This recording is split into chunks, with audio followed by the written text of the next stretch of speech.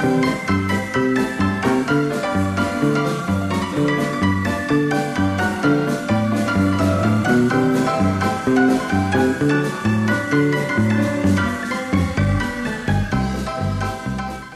Webster, Mark Baxter.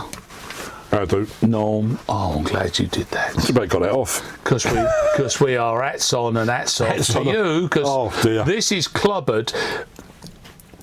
We've got my contrast. But not as you know it. But there's going to be good reason.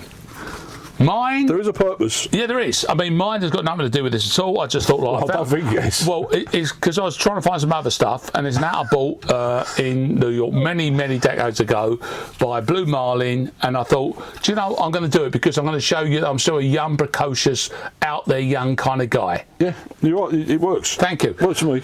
As opposed to the man in the top hat. The top hat. There's good reason though that he's wearing this top hat. I know you're doubting him at this particular stage, but it's because, and Bax, you and I swap notes about this. Yes. I noted with interest as all the fashion shows are going through, particularly Milan. Yeah. Is that everyone's out there trying to find what's the thing we're going to be doing. Yeah. Milan set up twist on classic business stuff. Right.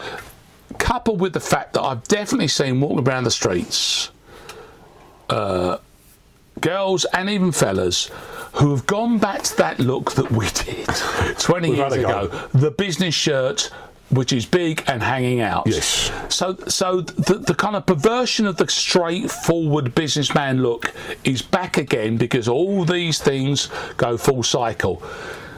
I think probably the logic of this is we should start with the start of the cycle, which is why you sat here with that top hat on. We looked into that, didn't we? We looked at where it's coming from, and basically we found out it's around the 100 years of the accepted businessman's suit. The thing that we would recognise today as being that look. The way I explain it to a couple of people who bother to ask me is basically George Banks, who's the dad in Mary Poppins. Yes. He wears... David Thomason, fantastic actor, wears... Who, by the way, was asked to train Dick Van Dyke to do the Cockney accent. Oh, well done. And as David Thomason said... well, I'm a very, very posh bloke from England, so I did a terrible Cockney accent, which is why Dick Van Dyke's, to credit where Dick Van Dyke's, he's done a very good version of David Thomason's terrible Cockney accent. So there you go. It all played out. In that he wears like a wing collar shirt, a bow tie, I guess, a waistcoat, stripy trousers, and a morning coat. Yeah. Now, when I started looking at what props I've got in Shea Baxter, this hat. Nice. This hat is the top hat worn by my wife's grandfather on the day he got married. Around 1920, the family have kept hold of that, and that me and Lou. That's incredible. So this is over 100 years old, and it's we've been trying to work out what shop it's from. Can I tell you? But it's a beautiful thing, and it's a proper antique. So that's black silk. Wow. And this is the coat. I'm going to show this morning coat, very much like what David Tomlinson was wearing in Mary Poppins. This is the coat he wore. This is the coat on his wedding day. No, that's the coat of an 8-year-old child, isn't It's very small, but he's got the towels. This was the accepted outfit to go in the office. Because, of course, back in the day. This is where this story kind of unfolds. So, of course, Lou's family are wearing this because this is seen to be as posh as it gets. On your wedding day. Quite. And the chaps upstairs... By the way, can I just show inside nut, here? Yeah, you've got to show nut. It's got nut written inside it. There's no apparent reason. We have no idea why. It's got nut written inside it. But this is where your nut goes. The implication is that... What's that? That's where your nut goes. Because does it say sort of like Tim Button, plates inside the shoe so that you know that they go on your feet? It's a wonderful thing. I'm going to put it back on. So this was of course formal wear for good working class folk. Yeah. But it was functional wear, wasn't it? On his wedding day, he wants to look like a toff. Yeah. He gets his coat made with the chaps upstairs who obviously Savile Row tailors. I tell them this is there, mate. They did have a little poke around that early, didn't they? A bespoke made coat. So it's been made for the chap. It's really heavy fabric because lightweight fabrics, believe it or not, in 1920 weren't about much. Get out. And the reason why you see like most of the suits back in the day have been black or dark or navy or grey, dark grey, because London and cities like Manchester, Liverpool were filthy. Coal dust. Practical. The sky was just pea soupers. Yeah. If you'd have gone out in a white linen suit, yeah, exactly, you wouldn't have lasted. No. So it's dark, heavy. It's all. I mean, but these. I mean, I've just got to say, God bless the guy, Robert. That was all fucking fell to pieces. I'll leave that over there. You can fix that later. But God bless him for actually. Having the chutzpah to actually go out and get a suit made for his wedding day in 1920. Totally. Wonderful. And so he owned that look at that stage there. That was at that stage. It becomes the formal look. It becomes a look. But the reason we kind of are addressing this is the reason that we talked about this 100 years period. Yeah. Because we want to talk about a world that we know probably more indirectly than directly, which is that kind of gentleman's city boy look. City look, yeah. Now, obviously, Baxter and I know this quite literally in terms of the square mile and those fellas, stories of which are incredible, and a few of which may top up in the next 20 minutes. But we thought we'd work our way up and down because, of course, what we're saying, first of all, it looks like very formal fashions back, even though it's been subverted. Yeah. We're saying that it's probably 100 years old in the way that you know that it looks. Yeah. So let's work our way up and down. Yeah. Shoes to start with. Brogues is an interesting story, isn't it? Yeah. Because they come from the same territory that ultimately, when we talk about Top Hat does, which is not the city at all, is it? No, brogues are like sort of countryside farm wear. And the first reference to them is in the 1530s. Which is like basically just a functional farm wearer's shoe. I think the holes were there to let liquid out. Well, I was trying to work that out. You got liquid in, I'd have thought. But anyway, they good point, because they're going to go somewhere. Neither you and I are scientists, so it's not for us to decide. No, that's true. And then the word brogue is from the Celtic brog, which means shoe. Okay, so a brogue shoe is a brog. It's not a lot of work involved here. But no, but basically country shoes, fully out in the fields, and as always things do, I like to look at that. A country squire probably puts them on indoors. Yes. And they're nice, and then you're off on a new journey. And that happens as well with the shoe that doesn't, which is a shoe that is called the Oxford. Yeah. Now that also has it's quite a complicated world. Well, depending on what version you read. Because exactly, and you've got almond-toed version of this. You've got the one with the extra leather on the cap. You can also have brogue on an Oxford. Yeah. There's a wingtip. America is involved in the entire conversation. Oxford is a word that is used, though, particularly for a formal black shoe. And by the way, of course they're black shoes, because you don't wear a brown shoe in the city. No, so, brown in town. Brown in town. The Italians introduced the brown shoe, and God bless them for it, because it did. I like a brown shoe. I'm well known for that. Tweet it up. But in terms of, if we're saying formal wear. Yeah. Started as the Oxonian. The theory goes is that it was basically Oxford students, and the Oxonian was not a riding boot, but the laced up half height shoe. Now that still feels practical, pragmatic outside the city. So they trim that down, and so now we're living in the world of shoes, which is acceptable in the world that we're talking about, which is business. Yes. Which is why so all of this stuff. Cut it right down to a shoe, plain. For me, an Oxford always is a plain black shoe. Yes. Which you can use that for various functions, weddings, funerals, nights out with the black garb on. But it's a very plain. To keep to have a shoe that's that plain is quite a move, because most people like to adorn. We mentioned in a previous episode about Gucci sticking a brass horse bit on top of it. Sure.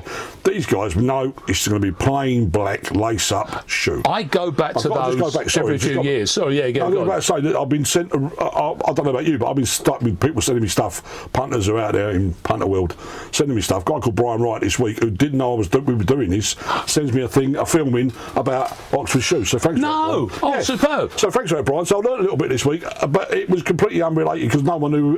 Even I didn't know. We all know what they look like. Great for the feedback. But the royalty in America, they're called Balmoral because of royalty. There's a Derby. There's a half bro, quarter bro, winged. It's a very confusing world. But fundamentally, your basic work shoe is a black shoe that looks formal and it's lace up. Yeah.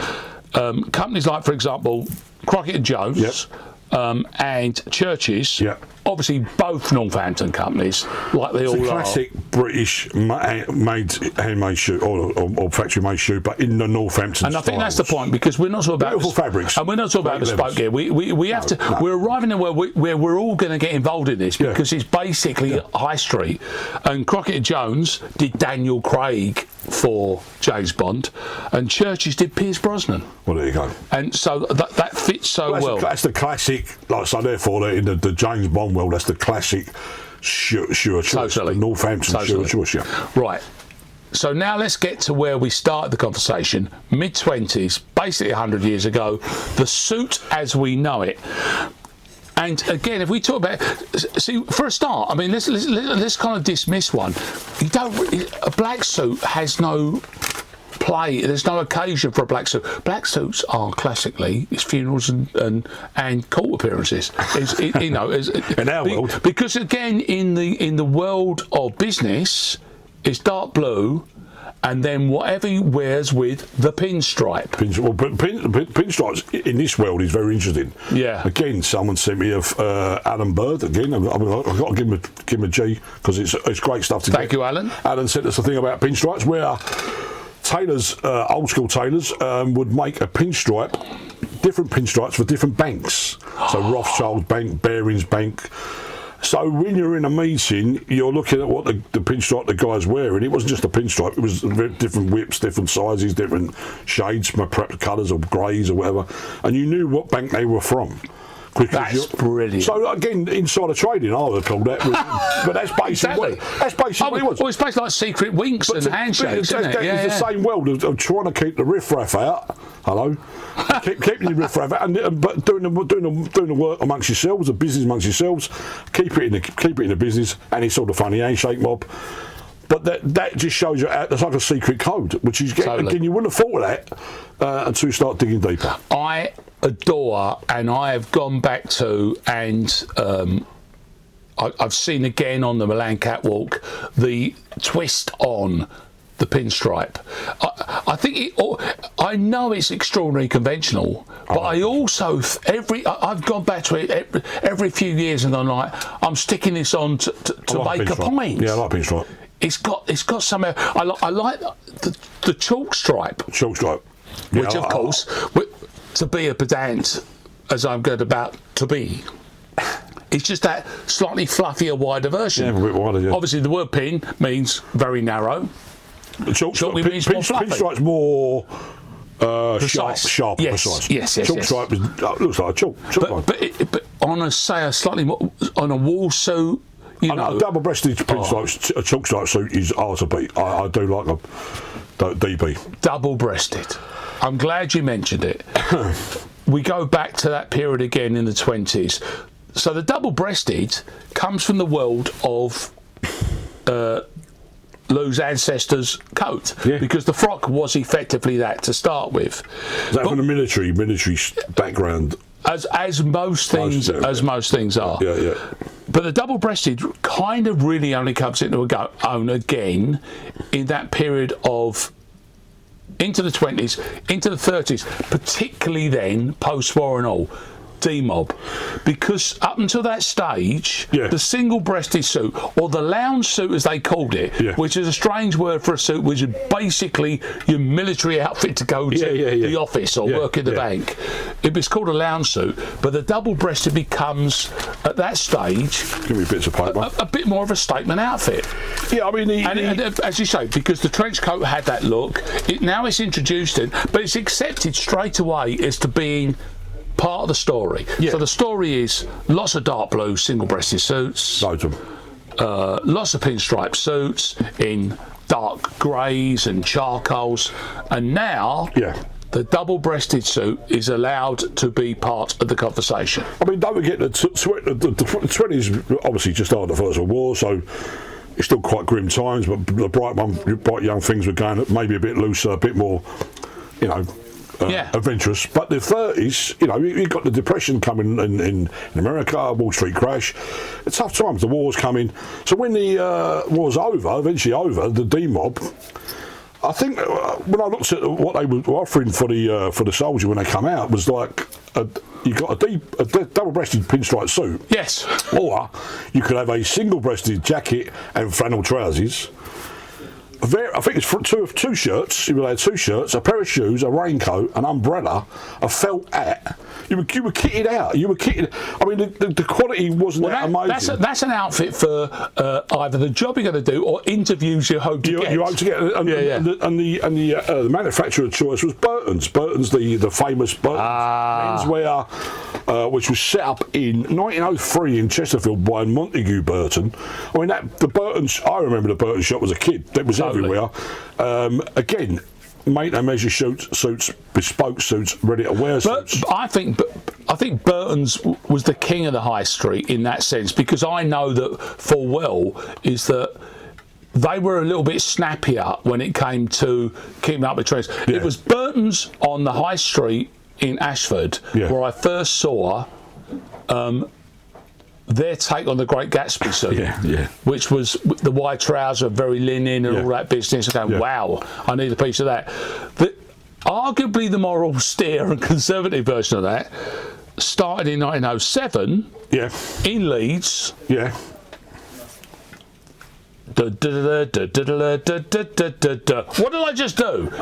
It's the John Collier. Oh, John Collier. John Collier, the window to watch. That's a memory. The 50-shilling tailor, they were called. Yes. The 30-bob tailor. I was about to say 30-bob, but 50 shillings. 50 shillings apparently they went for. They were bought in 1950 in 400 shops. Come the 50s. So in terms enough warm, of enough warm. It's probably because who knew that? I never knew. Probably because the lining fell out. I don't know. Sitting right by an iron. That might have sat to do with it. Anyway, sorry to interrupt you. Sorry, John Collier. Classic advice: don't sit by a hot iron in a top hat. Kids, your mum told you that. Stick by that advice. We're in that area of the 50s where suits are a part of it. But of course, what they are is for a certain class, i.e., us and our family, it was for special. But of course, we're talking about going to work. This is uniform for work. Uniform. And let me walk you back to the shirt that I think, yes, it is the shirt, but it's the item which I think absolutely sets up that look: the white collar shirt. Because there was no other reason to wear a white-collared shirt with coloured the rest of your shirts, unless you were absolutely going to somewhere where that was business. Yeah, because the white collar was actually detachable. It was quite literally a paper collar. So you know, the shirt might have to last you a couple of 3 days. We're talking back in the day, rationing after the war. Your shirt, you got 2 shirts of the D-mob. You got to make them last you. But a paper collar. A fresh collar, bin it, wear it, bin it. I mean, you can imagine how grubby it was around. Can I introduce you to a lady called Hannah Montague? Absolutely. Who lived in Troy, New York in 1827. Troy, yeah. And she got fed up washing her husband's shirts, so she cut the collars off and reattached them with adhesive tape, because he'd come home and she worked out that she could put them back on. The local vicar said, "That's a smart move. That's the detachable collar shirt, as we know it now."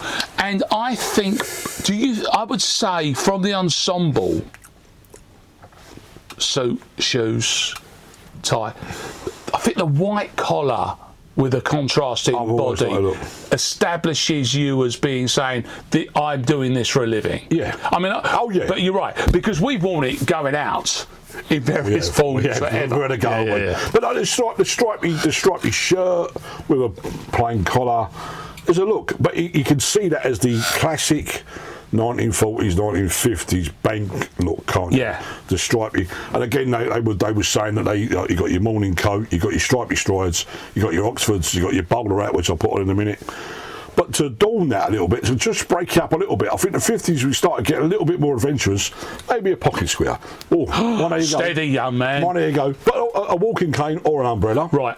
Or a buttonhole in your jacket. Exactly. And you see these boys, and that some of my great stories, some of my good friends in the city, but the greatest story I ever heard in my life about anything in the world was the double jacket. And this was blokes who worked in the city who took an extra jacket to work, which they hung over the back of their chair to imply that they were still in the office, when of course were in the boozer. In a pub.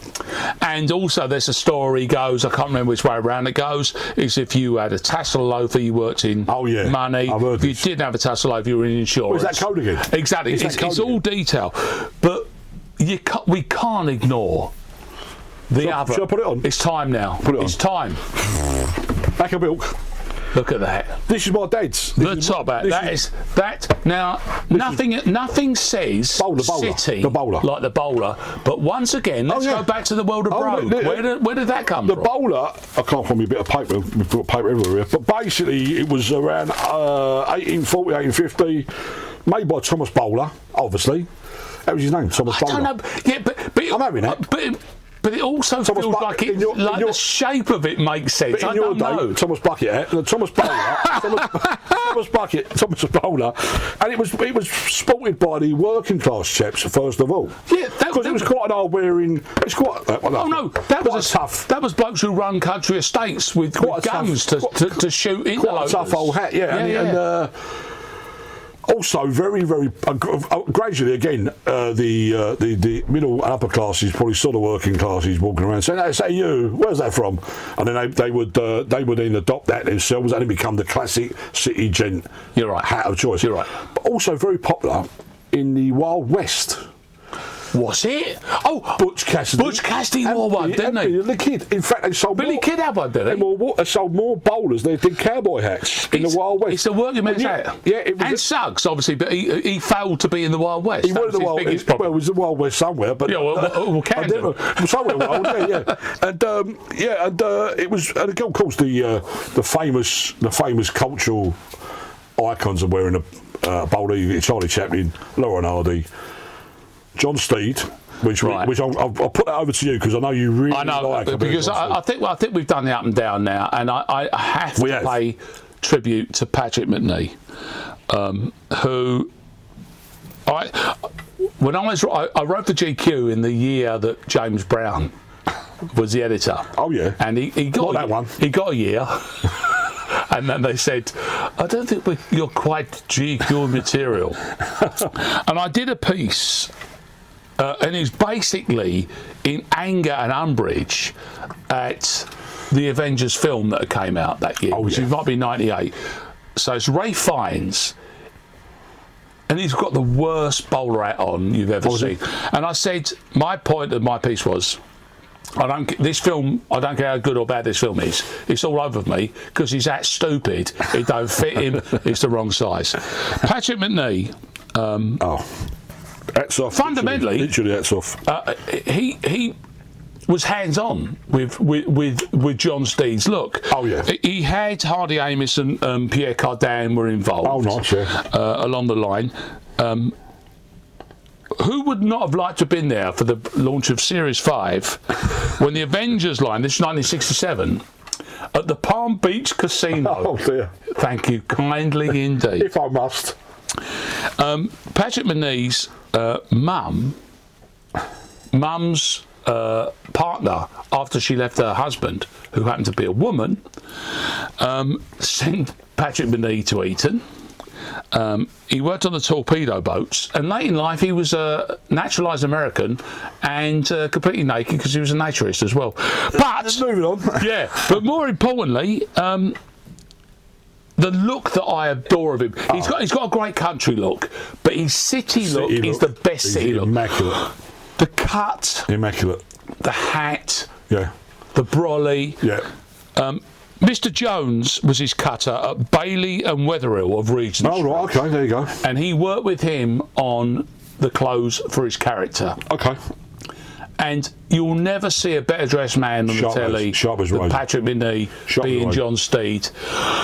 We could try and reproduce it, but the odds are that we won't pull it off in quite the way. No, I don't think we get. I think we get a go. But as I say, epitome for me of obviously exaggerated, but superhero, secret agent version of the City Clobber, but. It's out their backs and everyone's wearing it all again in various shapes or forms. New bits, please. New bits, we've gone with a company called, if I'll find me a bit of paper, which is probably going to be impossible, Bronson Manufacturing Company. Okay, nice. Founded in 2012. I'm thinking when I saw the goods, again, thank you to Andy Kennedy, punter of the world, who sent me his stuff. By the way, he makes a good point. If you've got any ideas for new bits, please. I'm getting quite a lot of people loving what we do and sending us ideas. The thrill of a name check. Well, I hope so. Andy, AK as I call him, sent this in, and when I looked at the goods on the website, I'm thinking American. It's actually set up in Hong Kong. Okay. And they specialise in recreating classic American military wear, but also American workwear. So we're talking. We're talking short-sleeved Henleys. We're talking camouflage trousers in a Vietnam camouflage material. Nice. But basically stuff which is obviously really hard to get hold of now, or you pay thousands for. They have done their research. They've done a really good job, and there's like the free button short sleeve Henley, Breton tops. It's well worth a look. Selvage denim, very reasonable price. I mean, extremely. Extreme. The Henley was 19. Because you just said Japan, and I thought China. Hong Kong. Sorry, I apologise. You said abroad, and now I'm thinking, okay, it's gonna be ritzy. It's really hard to find out where they are based. They seem to be selling them on other companies, but the prices. Let's not worry about it. No, the prices. The price is good. £19 for a Henley. I thought that's very good. Online. I mean, I don't know what the postage is like. Who knows where it's coming from? It's £750. But I think no, it's not. No, it's not. I think it's a UK site, so I think it's reasonable. Excellent. But it's well worth looking forward to. The Bronson Manufacturing Company. We will put a logo and a thing about there. Yes, please. Yeah, exactly. So go and find that one there. Much in the way, I've gone for a slightly more traditional name. Started in 1863 in Portland, Oregon. Pendleton. Pendleton, in my head, have always been thick, warm, beautiful, well-made. Probably as warm as that coat. Shirts, etc. I mean, they started out with blankets and stuff like that. Yes. By the way, by a fellow called Thomas Kay, who was a Brit, who moves out to the mills in there from the northern mills, starts up there. From day one, are working with the indigenous tribes in the area to create patterns and products that they can also work with. Good. And of recent times, excuse me, I've noticed there's some sellers Pendleton Europe. And the reason I'm excited about them is because basically they've got out of autumn and winter and they've kind of switched into a world of spring and summer. Yeah. So basically what we're now calling, I think, resort shirts, but basically short sleeve square cut shirts with flat lapels. But the patterns on them are still taken from the world that they've been involved with since 1863. So you've kind of got this indigenous American twist on the shirts. Nice. And I think you just got that great name, but with a good look and with a very individual take. I know from the shirts the Beach Boys wore in 1970, 62, 63. Correct. That's a Pendleton shirt. In California, in the 60s, when it's 912 degrees. Let's all put a really heavy woolly shirt on. And they did. But that's what Pendleton were. That's what the Brian Wilson. But now there's a version of it which is square cut for lads that are larger and get hot in the summer, and you can get them now as well for Pendleton. Right, that's our lot. We've done well. Oh, my bottle! It's gone over. My bottle away. Go out again because I'm about to say farewell. So let's double norm it. Welcome to the hat world. There we go. I'm out here. I'm Arge. Empty wine bottle, by the way. That's hilarious. 2 top hats, and that was Clobbered.